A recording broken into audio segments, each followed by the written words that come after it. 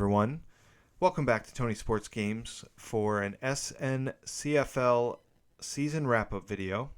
I wanted to give a recap of our championship game, which the last SNCFL video I did just earlier this week was a championship game preview. That has now run, as you can see on the screen here. Congratulations to Maryland and Darren for winning yet another national championship in a pretty good game over Invisible Witness and Auburn, who had a wonderful season themselves. But I wanted to kind of review the playoffs and the championship game just to give some kudos to the coaches that made the playoffs, and then do a little recap on the American Athletic Conference and our own SMU Mustangs. If you watched our championship preview video, there were a number of things that I kind of mentioned that I thought might be key in this game, and a couple of those played out as we were perhaps expecting or looking for, and then both guys threw some real curveballs at each other. So I thought it was really interesting. Both, really, really good coaches, really experienced coaches. It was a lot of fun. The whole season was a lot of fun. We had a great playoffs. Once again, as always, thank you to everyone who plays in the SNCFL. This was only my second season playing in an online league, and it is just a ton of fun. So if any of you, even if you're new to Draft Day Sports, if you're interested in joining a great online league, the Sim Nation College Football League is one of the oldest running Draft Day Sports college football leagues out there. We've got a lot of great teams available. We would love to get you in here. It's a ton of fun, and it's really the best way to learn about the game and get better.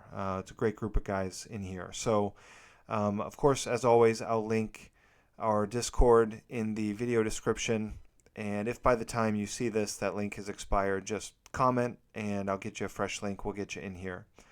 I'm also going to send you a link to Darren's championship recap video because he kind of broke down better than I could some of the things he looked to do strategy-wise that enabled him to come out on top.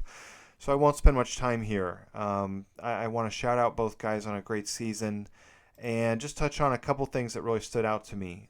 So one thing that I did bring up in our preview of this game was from Auburn's point of view, or for Invisible Witness. I thought he may need to be open to trying to throw the ball a little bit more because, of course, he's such a great running coach and Auburn is such a great running team. Of course, you had to know that any defensive game plan for Maryland was going to start and stop really with trying to defend the run. And that part did turn out to be the case. And Invisible did have a pretty good game through the air. His quarterback, Frankie Etheridge, as you can see, he was 22 of 31 for almost 340 yards, 2 touchdowns, 0 interceptions. He was sacked 5 times, but had a really, really nice game. And another thing I mentioned from Auburn's point of view on defense was going to be trying to get after Maryland's quarterback. This is, of course, Shaka Chung. Pretty incredible player. He's now 34-0 in his 2 years in college with 2 Heisman trophies, 2 national championships, 12,000 passing yards, and 132 touchdowns. Not too bad. Not too bad. That would be pretty great for an entire 4 or 5 year career. But this kid's just getting warmed up. I think for the sake of all of us in the league, we hope that next year is Shaka's last year in college. We hope he goes to the WWPF, which is the pro league, Draft Day Sports Pro Football League that runs off of the SNCFL. But he'll be back at least for next season, trying to defend his back-to-back national championships. But,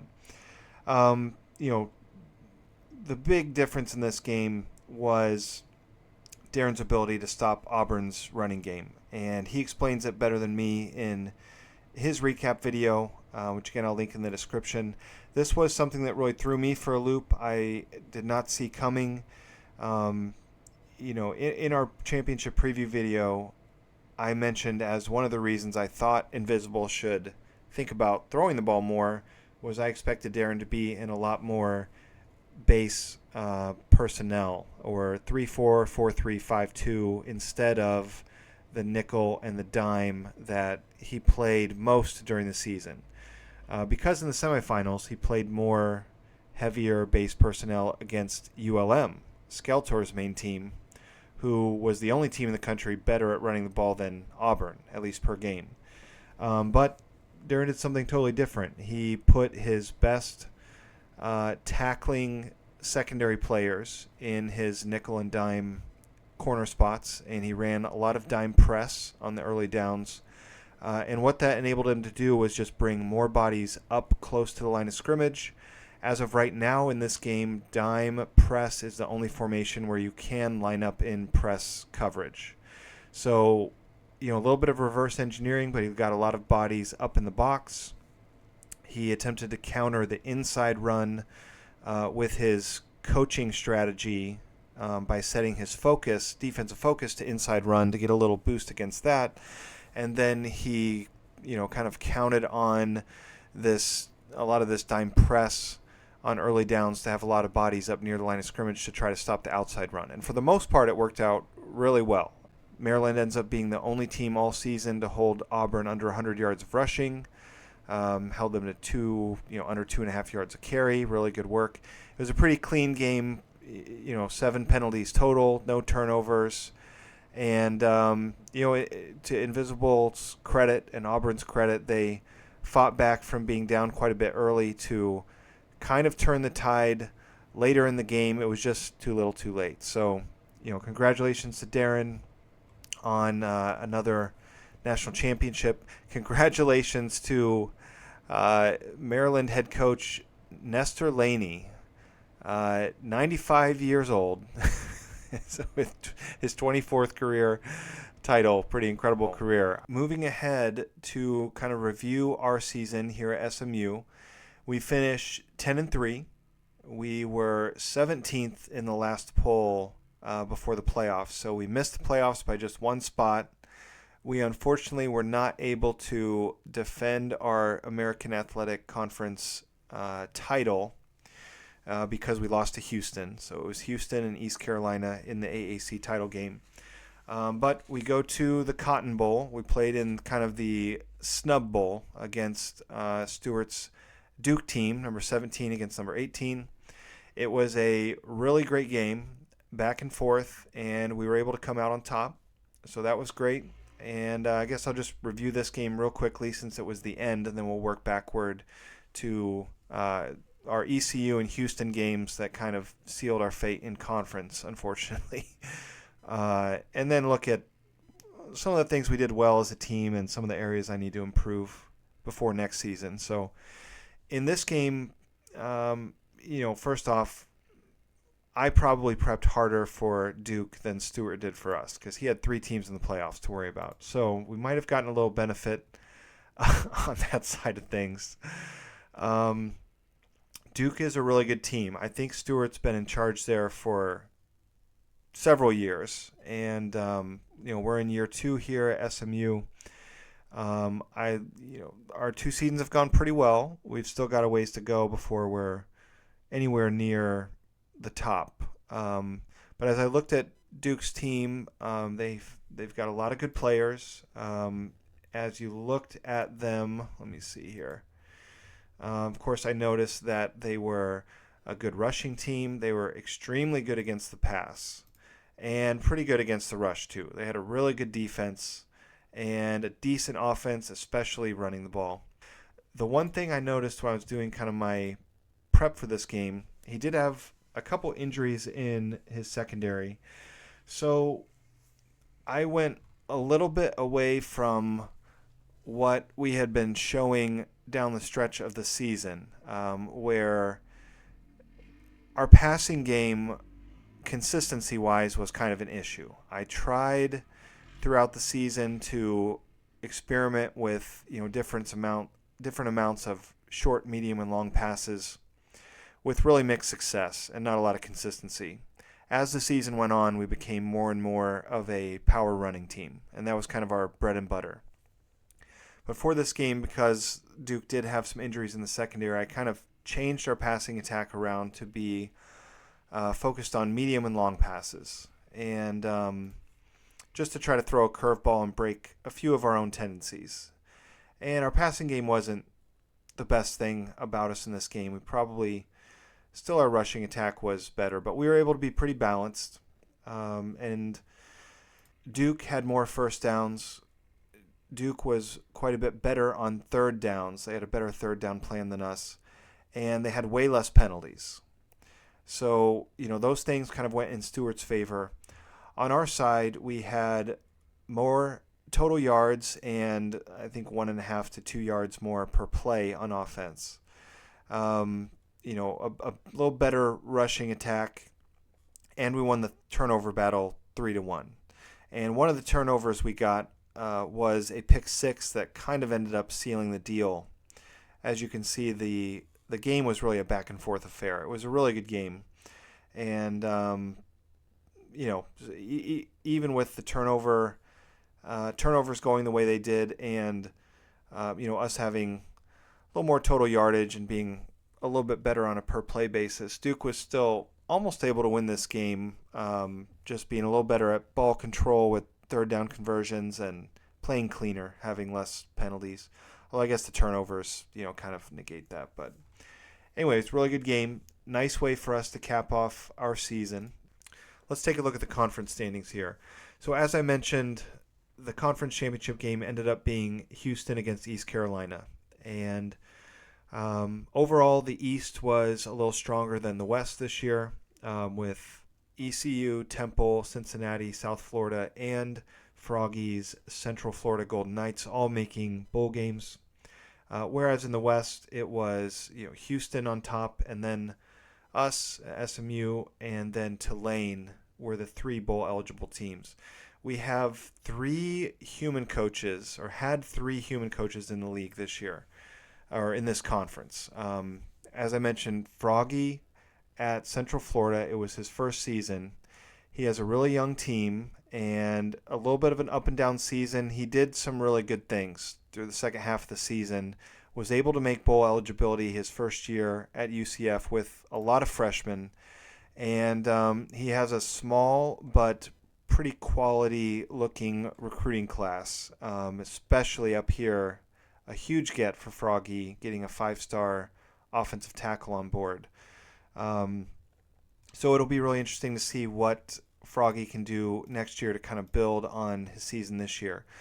And then Van at Memphis had kind of an up and down year. I was messaging Van about this, asking if he had any notes from the season. Basically he was just kind of disappointed with how it went. He said we just felt like the team didn't have much cohesion. He kind of was struggling to really figure things out this season.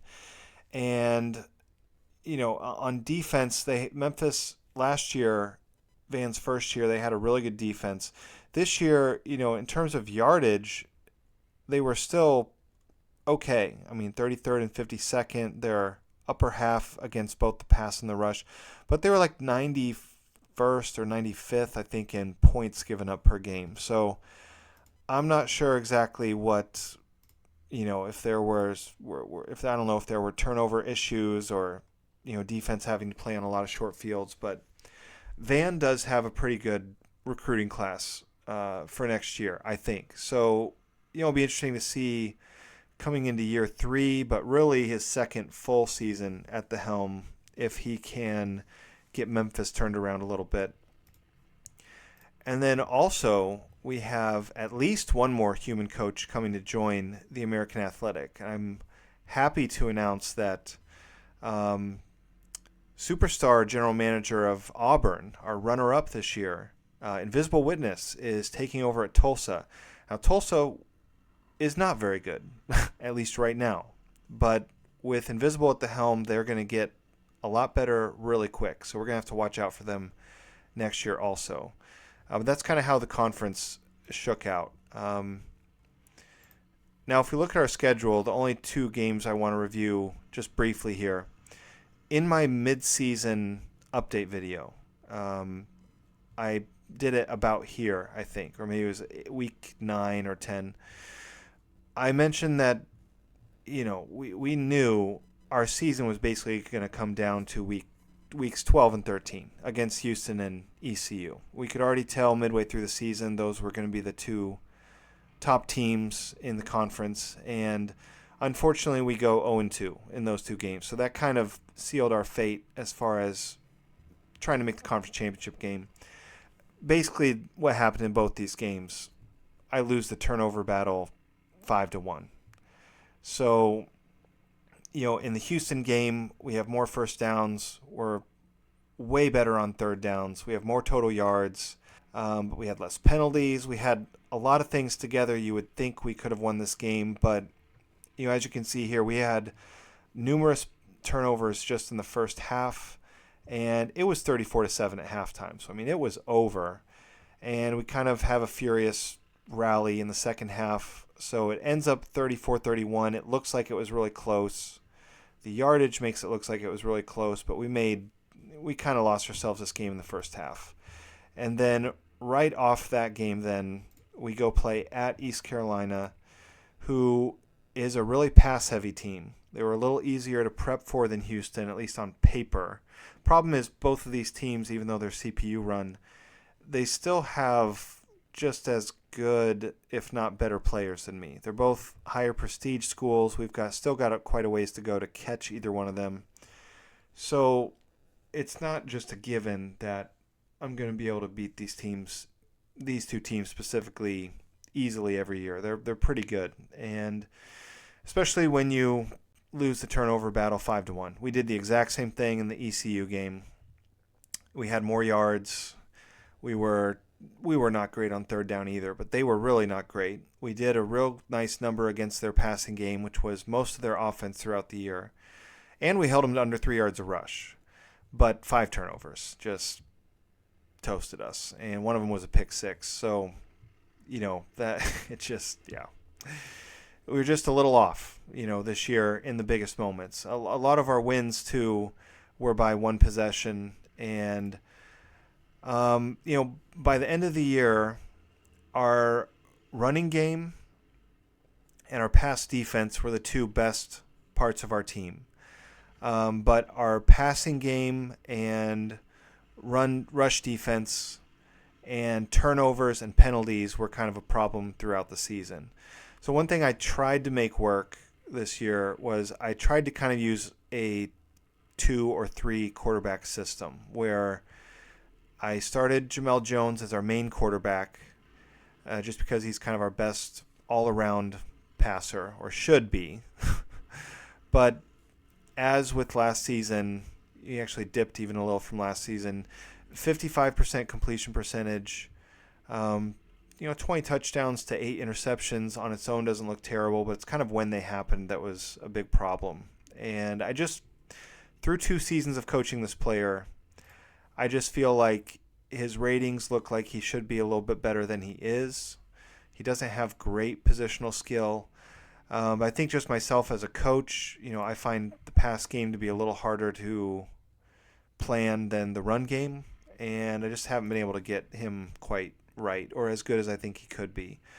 I tried to use this Roy Evans on like shotgun 5 wide, where we just have all short passes in a formation because he has the best intelligence and accuracy. And he is very accurate, almost 70% completion percentage, but 4 interceptions on, just over 100 attempts. I think all 4 of those interceptions, too, came against Houston and East Carolina. So just at the worst possible time. So, the passing offense just wasn't as good or consistent as I needed it to be this year. We did give up a fair amount of sacks as well. And, we just kind of struggled throughout. Now, I don't have any senior quarterbacks, so all of these guys should be back next year. but I don't think any of them are going to be starting because we have this Clifford Fitzgerald committed to come next year. He's going to be a freshman. I did promise him in recruiting that he could be a starter, so we've got to give him quite an extended run to start the season next year. And the only way we're going to bench him is if he's just terrible, I guess. But I don't think he's going to be terrible. He's got really good coach grades. His scouting commentary says that he is intelligent, he's accurate, and that he has a big arm. So all three of the main things you want a quarterback to have. So now as far as rushing goes, rushing offense was pretty good on the season. And a major part of our success this year was our true freshman running back, Hazik Jackson. He was the recruit I was most excited about in our recruiting class last year, which overall I didn't feel like was a great recruiting class. I was a little disappointed in the whole class, but I was really excited to get this guy. And he was really, really great for us his freshman season. Of course, I'm looking forward to see what he can do in the future. He ended up being our only all-conference player. He made the American Athletic all-conference team. He led the conference in rushing with 1,457 yards. Averaged over 5.5 yards a carry with 8 touchdowns. Now, the only thing, he does have a little bit of a fumbling issue. I think he had 10 or 11 fumbles this year. He only lost 4 of them.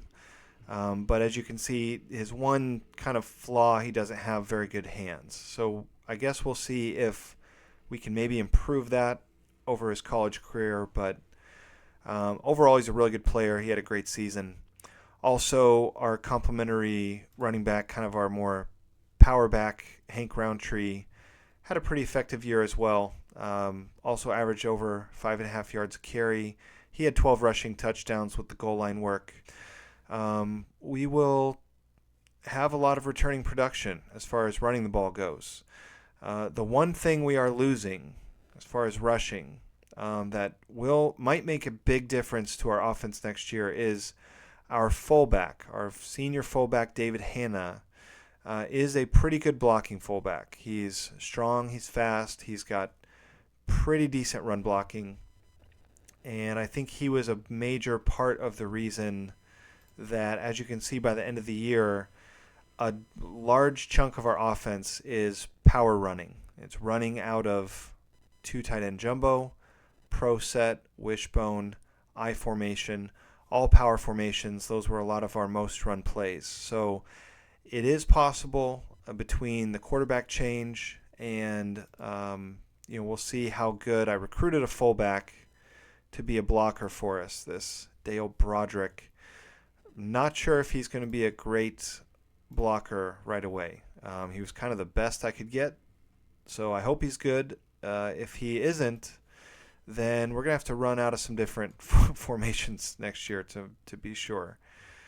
As far as receiving goes, of course, our best overall player on the team, definitely on offense, Richard Runyon, senior receiver, 6'6". He's a fine player, excellent agility, really good speed and hands. He will be gone. He is by far our best receiver. It's probably going to be a while before we have another one like him. And he had a solid senior season, but because of my struggles throwing the ball and leaning more into the run game by the end of the year, as you can see, he didn't end up with the numbers that I was kind of hoping he would have his senior year. Also, Gregory Roca is a senior and will be gone, and our pass-catching tight end will be gone too. So we have some production to replace there.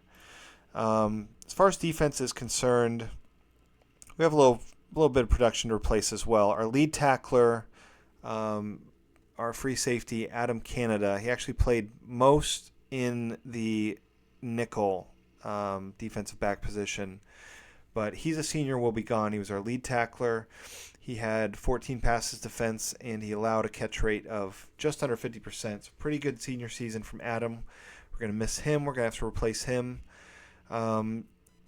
Our 2 leading tacklers, as far as the linebacker position goes, will be back. Huey will be back. Newman will be back. our top corner, Eric Ocasio, was a senior, and he will be gone. And, of course, he had 4 interceptions. He had the pick 6 that basically won us the Cotton Bowl, and 27 passes defense on the year. He'll be gone. We have our other main corner, Gary Dumont, was a freshman and played all year this year. He'll be back. Of course, our dual threat quarterback turned receiver turned cornerback, Cesar Nunez, will be back next year. And he ended up basically not playing almost the whole year until the last 2 games when I had some secondary injuries that kind of forced me to get him in there. And he played okay. Limited snaps, but he did have, let's see, where is he down here? 11 tackles, gave up 10 catches on 22 targets, had 2 passes defense. So, maybe he can actually be a starting corner for us next year. I don't know. I'd like him to gain a little bit more agility maybe, but yeah, pretty good work out of Cesar Nunez. As far as pass rush goes, this defensive tackle was a senior. He tied for the team lead in sacks. Now, as a defense, we were pretty good against the pass this year on the whole. Not so good against the run. But as a team, we finished 8th in the conference in sacks, but we were first in hurries, quarterback hurries, and first in the nation. We were also tied for first in the nation in passes defensed. So, we didn't finish a ton of sacks, but we did get pressure on the quarterback. We were also first in quarterback knockdowns in the conference, something like 11th nationally, I think. So, out of the guys that got the most hurries, Flowers will be back, Benedict will be back, Bolin will be back, Wright will be back, Jeffries will be back, Connor will be gone. So a lot of our defensive ends that did a lot of the pass rush work will be back. The one guy that will be gone as far as pass rush goes is going to be Patrick Connor.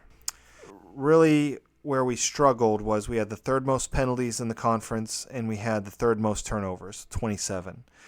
And we only forced 18, so we end up -9 in turnover differential.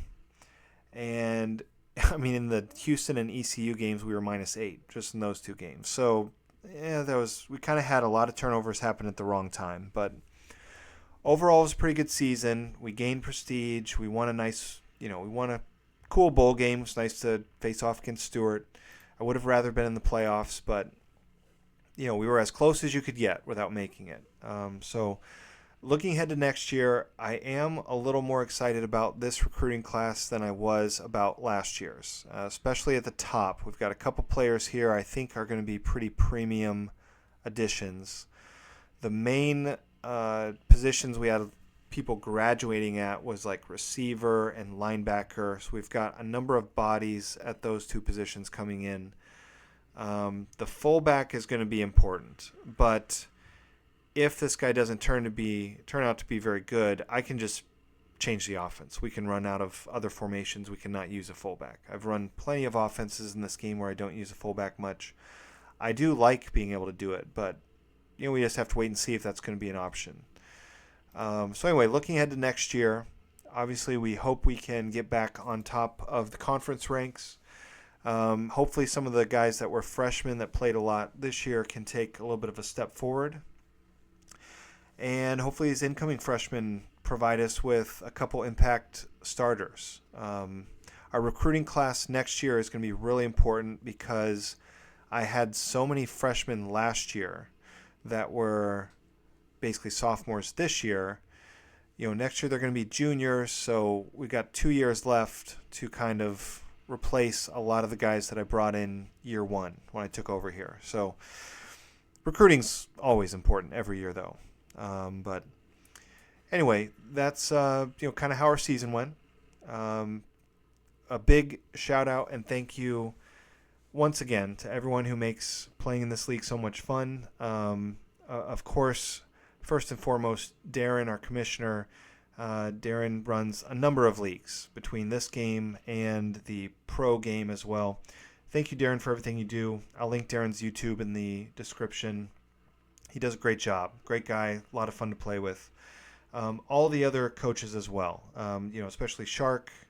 As always, thanks, Shark, for kind of being the first one to try to recruit me to join an online league years ago. I'm having a ton of fun. And all the other human coaches, too. Shout out especially to the new coaches that joined the league this year. I hope you guys had a lot of fun. Good luck on your first full off season.